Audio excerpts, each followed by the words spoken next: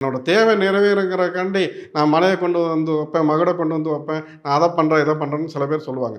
நான் பல பேர் நான் பார்த்துருக்கேன். குழந்தை வரம் இல்லாதவர்கள். இன்னைக்கு நம்ம நம்ம நம்ம நாட்ல ஒரு மிகப்பெரிய ஹெச்ஆரா இருக்கிற ஒரு மல்டிநேஷனல் கம்பெனியோட ஹெச்ஆரா இருக்கிறோம். எல்லாருக்கும் அவங்களுக்கெல்லாம் என்ன இது?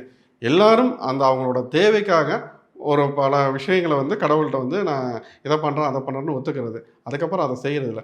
ஆனா, இந்த ஒரு சில விஷயங்கள செய்யலைன்னா, ஏதாவது கெடுதல் நடக்குமான்னா, நம்ம ஒரு விஷயத்த இது எதுக்கு நம்ம சொல்லணும்? நம்ம குடுத்த வாக்கு இப்ப குடுத்த வாக்கு கடவுள் ஒரு வாக்கு குடுத்தா மட்டும் மீறிட்டா உங்களுக்கு அவ்வளோ கோபம் வருது. இது மாரி தானே மத்தவங்களும் இருக்கும். கடவுளுக்கு நீ ஒரு வாக்க குடுத்தீன்னா, கண்டிப்பா அத நீ செஞ்சே தான் தீரணும்.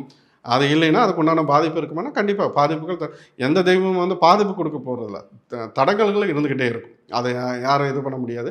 அதனால கடவுளுக்கு நீங்க ஒரு வேண்டுதல் வச்சா, கண்டிப்பா நிறைவேத்துங்க. இல்ல நிறைவேத்துற மாரி உண்டான வேண்டுகோள வைங்க.